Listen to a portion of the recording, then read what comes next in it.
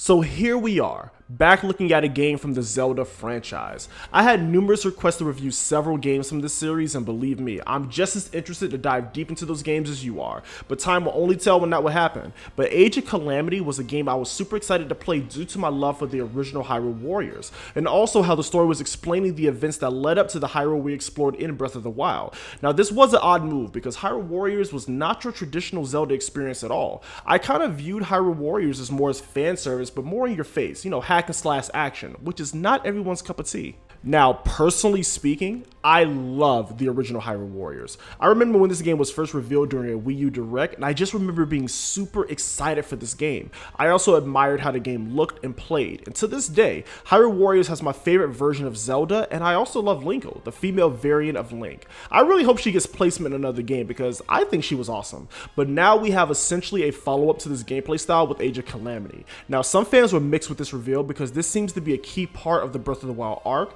but not everyone enjoys this gameplay style. So I can understand why some people may not be a fan of this, but that being said, let's get into it. Now, this review will be spoiler free. You guys know I hate spoiling stories for newer games. I always encourage people to go out and experience these stories firsthand if possible, but I will give you a brief summary of the story without giving away any key points. The game takes place right before the events of Breath of the Wild, about 100 years prior, and shows how Calamity came to be. Along the way, we meet various characters alongside their divine beast. Again, I'm afraid to say too much in regards to the story, but just know, my god was the story good, and I will get into why now. Now, in terms of the presentation, this game knocks it out of the park. Number one, we have the cinematic cutscenes with full voice acting. Now, Link is still a mute, but everyone from the King, Zelda, to characters like Impa, Mipha, others, they sound great. This almost feels like I'm watching an animated film or a series. If Nintendo decides to make a Zelda-related animated special, this should be the standard. The music. Oh my god, the music is simply amazing and it fits the scenes perfectly. The soundtrack is definitely will be something I will want in my collection immediately. I really hope future mainline titles take some cues from this because this presentation is amazing. Now the gameplay. First thing that I noticed was the frame rate seemed to be a little bit off. Now, this was the most noticeable in the opening stage and seemed to smooth itself out as I progressed, but after playing hours and hours of the original Hyrule Warriors, I was expecting something a little closer to 60 frames, but it looks like 30 was the target. This game does have more going on in terms of destructible environments and effects, so I guess it works out. For a hack and slash like this, 60 would have been nice, but this game is still highly enjoyable. So like I stated earlier, this game is a fast-paced, over-the-top hack and slash title. If you never played a Warriors game, this is what you'll be in for. There's no puzzle solving, dungeon exploring, or big open worlds to explore. So if you're looking for more of a traditional Zelda experience, this is not it, but it's still extremely enjoyable. The combat takes notes from Breath of the Wild with things like the Fury Rush, which is kind of like Bayonetta's Witch Time, and the use of the Sheikah Slate to pull off really cool moves. I love how they were able to design the combat around the mechanics of Breath of the Wild. It's so fun to pull these moves off, I'm telling you.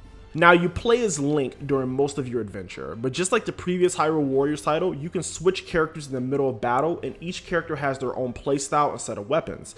Link is mainly for swordplay, very fun, but I found myself really loving Impa and Ubosa. Impa is super kinetic, and her moveset is so fast and addicting, and Ubosa is a freaking warrior, and when she pulls off her super move with that snap, man, I love it. You also have missions where you can take control of one of the divine beasts, and man, did I love this. The sheer power of these beasts is so fun to control.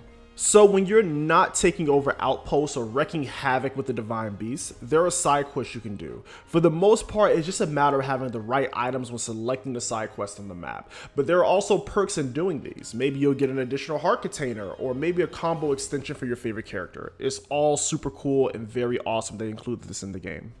Overall, I love this game so much. If you own a Nintendo Switch, whether you're a Zelda fan or not, please get this game. The amazing production value, the amazing gameplay, the god tier level of music, it's all here. I know I may get some hate for this, but this to me was one of the best experiences I've had with a Zelda title. Whether it's a spinoff or not, this game is amazing. Despite the minor issues I had with the frame rate, this game will be one I will be playing a lot, just like the original Hyrule Warriors. With that being said, thank you all for watching, and I'll see you next time.